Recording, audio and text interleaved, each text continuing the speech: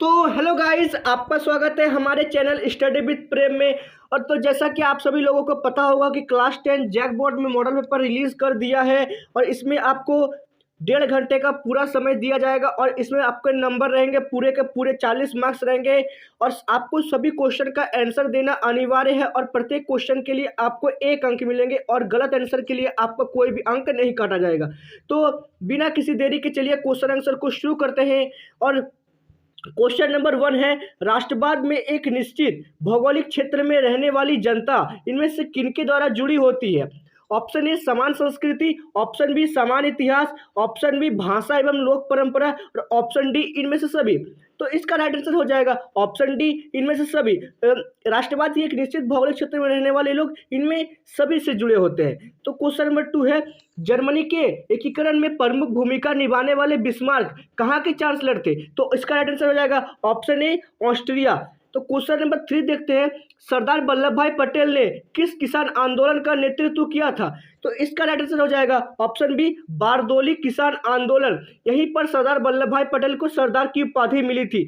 अब question number 4 देखते हैं, साइमन कमीशन भारत क्यों आया?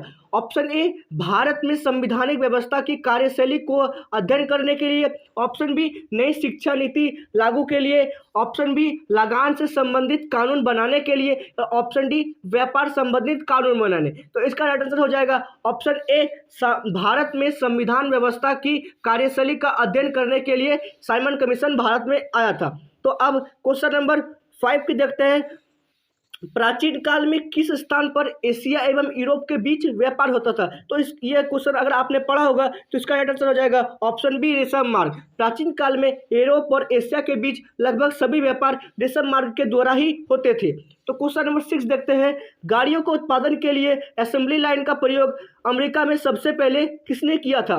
तो इसका राइट आंसर हो जाएगा option D Henry Ford. Henry Ford ने ही गाड़ियों के उत्पादन के लिए असेंबली लाइन का इस्तेमाल किया था। तो क्वेश्चन नंबर 7 है, डॉन ऑफ द सेंचुरी नामक चित्र में किसका महिमा मंडल है? तो इसका राइट आंसर हो जाएगा ऑप्शन सी औद्योगिकरण। तो इसका डॉन ऑफ द सेंचुरी जो है एक चित्र का नाम था जिसमें औद्योगिकरण को महिमा मंडल था। तो क्वेश्चन नंबर 8 है, स्पेनिंग जेनी मशीन ने किस प्रक्रिया में वृद्धि की? तो इसका राइट आंसर हो जाएगा ऑप्शन ए। तो गाइज ये जो क्वेश्चन है ये बहुत सारे एग्जाम में आ चुका है, तो आप इस क्वेश्चन को भी बना सकते हैं। तो क्वेश्चन नंबर अब 8 देखते हैं, भारत में पहला प्रिंटिंग प्रेस किनके द्वारा लाया गया था? तो इसका राइट आंसर हो जाएगा ऑप्शन बी पुर्तगालियों द्वारा। भारत में पहला प्रिंटिंग प्रेस पुर्तगालियों द्वारा लाया गया था। गेली क्या है? तो ऑप्शन ए धातुई फ्रेम, ऑप्शन बी चर्मपत्र, ऑप्शन सी ताम्रपत्र और ऑप्शन डी पांडुलिपि। तो इसका राइट आंसर हो जाएगा धातुई फ्रेम। गेली एक धातुई फ्रेम है। तो क्वेश्चन नंबर 11 देखते हैं, यदि सरकार के विभिन्न अंगों विधायिका, कार्यपालिका और न्यायपालिका के बीच सत्ता का बंटवारा रहता है तो इसे सत्ता का किस प्रकार का वितरण कहा जाता है? ऑप्शन ए क्षैतिज, ऑप्शन बी ऊर्ध्वाधर, ऑप्शन सी दबाव समूह और ऑप्शन डी सामुदायिक। तो इसका राइट आंसर हो जाएगा ऑप्शन ए, इसे क्षैतिज वितरण कहा जाता है। तो क्वेश्चन नंबर 12 देखते हैं, भारतीय संघ में इस समय है? तो भारतीय संघ में इस समय है 28 राज्य और 8 केंद्र शासित प्रदेश। तो इसका राइट आंसर हो जाएगा ऑप्शन बी। तो क्वेश्चन नंबर 13 है, मेक्सिको ओलंपिक की कहानी किस आंदोलन से संबंधित है? तो इसका राइट आंसर हो जाएगा ऑप्शन ए अश्वेत शक्ति आंदोलन। अब क्वेश्चन नंबर 14 की ओर बढ़ते हैं। तो क्वेश्चन नंबर 14 है, संविधान की किस अनुच्छेद द्वारा अस्पृश्यता को समाप्त कर दिया गया है? तो सबसे पहले बता दूं, अस्पृश्यता का मतलब होता है, अस्पृश्यता का मतलब होता है छुआछूत। जो बहुत सारे लोग इसको ऐसे नहीं छुएंगे, उसको ऐसे नहीं, छोटी जात बड़ी जात करते हैं। तो ये अनुच्छेद ऑप्शन डी अनुच्छेद 17 में है। तो अब क्वेश्चन नंबर 15 है, बामसेफ निम्न में से किनका संगठन था? ऑप्शन ए किसानों का, ऑप्शन बी कर्मचारियों का, ऑप्शन सी उद्योगपतियों का और ऑप्शन डी मजदूरों का। तो इसका आंसर हो जाएगा ऑप्शन बी सरकारी कर्मचारियों का। बामसेफ जो है एक सरकारी कर्मचारियों का संगठन है। तो क्वेश्चन नंबर 16 है, भारत में राजनीतिक दलों को मान्यता कौन देता है? तो ये बड़ा ही आसान क्वेश्चन है। भारत में राजनीतिक दलों को मान्यता चुनाव आयोग देता है। तो इसका आंसर हो जाएगा ऑप्शन डी। क्वेश्चन नंबर 17 है, लोकतांत्रिक सरकार होती है?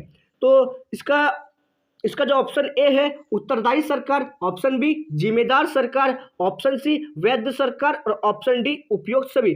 तो इसका जो राइट आंसर है ऑप्शन डी, क्योंकि एक लोकतांत्रिक सरकार जो होती है इनमें से सभी होते हैं।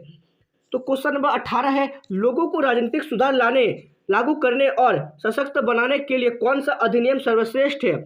ऑप्शन ए सूचना का अधिकार, ऑप्शन बी स्वतंत्रता का अधिकार, ऑप्शन सी शिक्षा का अधिकार और ऑप्शन डी समानता का अधिकार। तो इसका राइट आंसर हो जाएगा ऑप्शन ए सूचना का अधिकार। लोगों को राजनीति के प्रति उत्तरदायी बनाने के लिए भी सूचना का अधिकार बहुत ज़्यादा महत्वपूर्ण हो जाता है। तो क्वेश्चन नंबर 19 है, इनमें से किस राजनीतिक संस्था ने महिलाओं के लिए सीटें आरक्षित की है? तो इसका राइट आंसर हो जाएगा ऑप्शन ए पंचायती राज। और कितने सीटें आरक्षित करने का प्रावधान है? तो 33%, यानी कि 1/3। तो क्वेश्चन नंबर 20 है, नर्मदा बचाओ आंदोलन का नेतृत्व किसने किया था? तो इसका राइट आंसर हो जाएगा ऑप्शन बी मेधा पाटेकर ने नर्मदा आंदोलन का नेतृत्व किया था। तो क्वेश्चन नंबर 21 है, समपत्ता के आधार पर संसाधन कितने प्रकार के होते हैं? Option A 2, option B 3, option C 4 और ऑप्शन डी इनमें से कोई नहीं। तो इसका राइट आंसर हो जाएगा ऑप्शन ए समापत्ता के आधार पर समापत्ता के आधार पर 2 प्रकार के संसाधन होते हैं, नवीकरणीय और अनवीकरणीय। तो इसका राइट आंसर हो जाएगा ऑप्शन ए। तो क्वेश्चन नंबर 22 है, किस राज्य में काली मृदा मुख्य रूप से नहीं पाई जाती? क्वेश्चन जब भी पढ़िएगा गाइस तो उसको एकदम ध्यान से पढ़िएगा।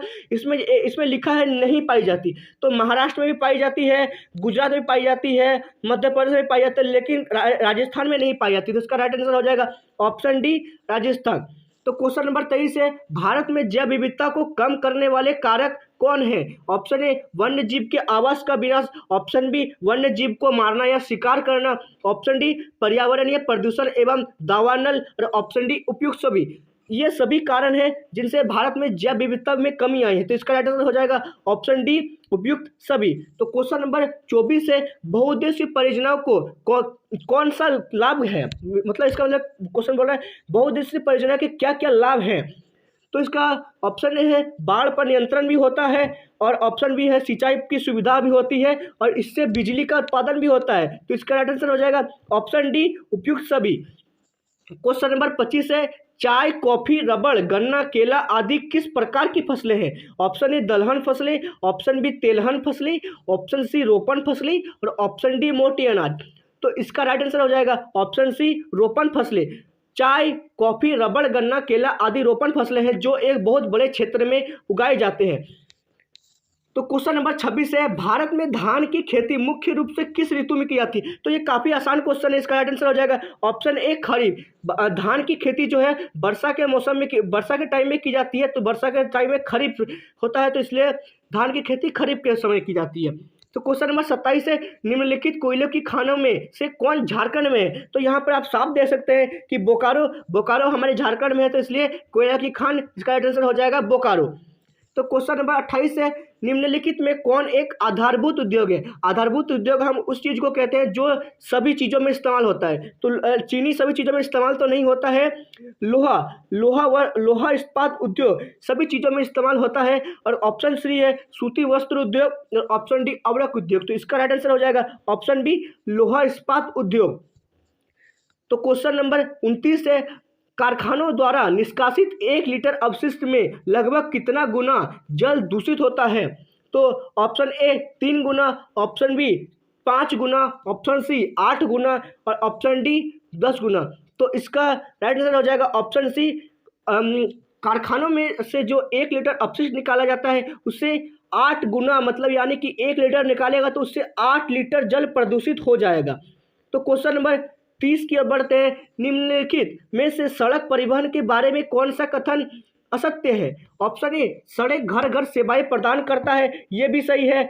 सड़क ऊबड़ खाबड़ भूमि पर भी बनाई जा सकती है, ये भी सही है। और सड़क परिवहन अन्य परिवहन साधनों के लिए कड़ी का कार्य करती है, ये एकदम सत्य है। और ऑप्शन डी रेलवे की अपेक्षा लागत बहुत अधिक है, ये भी सत्य है। तो गाइस इसमें हमें पूछा है कि कौन असत्य है, लेकिन मुझे तो लग रहा है कि ये सभी सत्य है। तो यह क्वेश्चन मैं आपके ऊपर देता हूँ। अगर आपको ये क्वेश्चन का आंसर मालूम है तो मुझे कमेंट करके जरूर बताइएगा।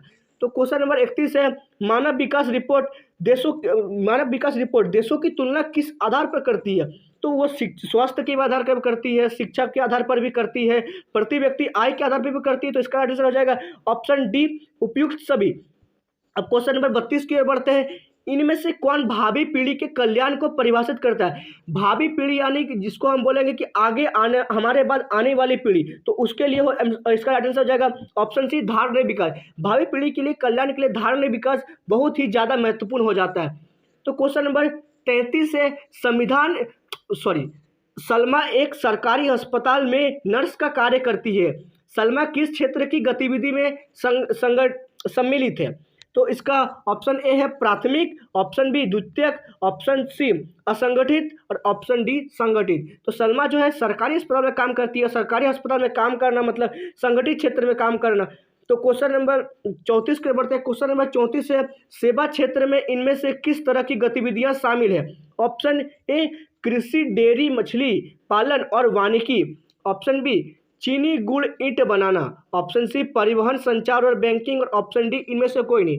तीसरी, सेवा क्षेत्र हम उस क्षेत्रों को कहते हैं जिसमें किसी चीज़ का उत्पादन नहीं होता है, लोग सिर्फ सेवा देकर पैसे कमाते हैं। तो इसका आंसर हो जाएगा ऑप्शन सी, परिवहन में किसी प्रकार की चीज़ें उत्पादन करने की जरूरत नहीं होती, इसलिए इनको सेवा क्षेत्र में सम्मिलित किया जाता है।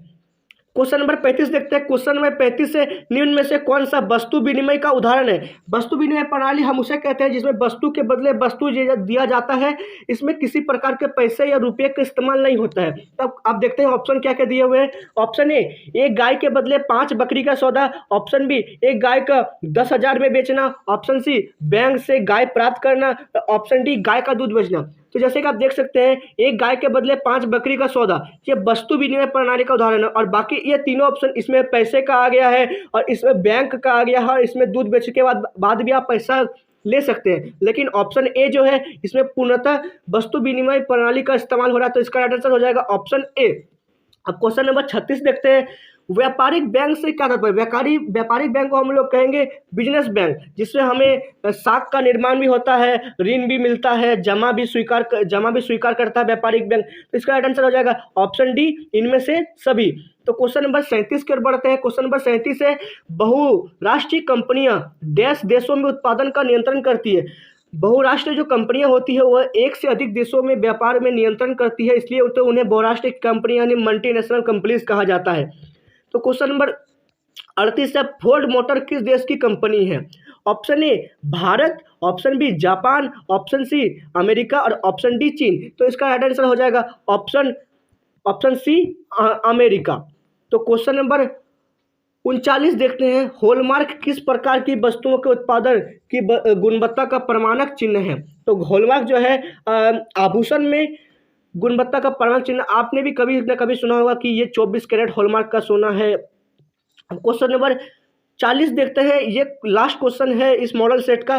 तो क्वेश्चन नंबर 40 है, राष्ट्रीय उपभोक्ता दिवस किस तिथि को मनाया जाता है? ऑप्शन ए 15 अगस्त, ऑप्शन बी 24 दिसंबर, ऑप्शन सी 26 जनवरी और ऑप्शन डी 5 जून। तो इसका राइट आंसर हो जाएगा ऑप्शन बी 24 दिसंबर। तो गाइज आज के लिए बस इतना ही। इस मॉडल पेपर में कुल 40 प्रश्न थे। इस मॉडल पेपर को मैं डिस्क्रिप्शन में दे दूंगा, आप इसे डाउनलोड कर अपने आप पढ़ सकते हैं।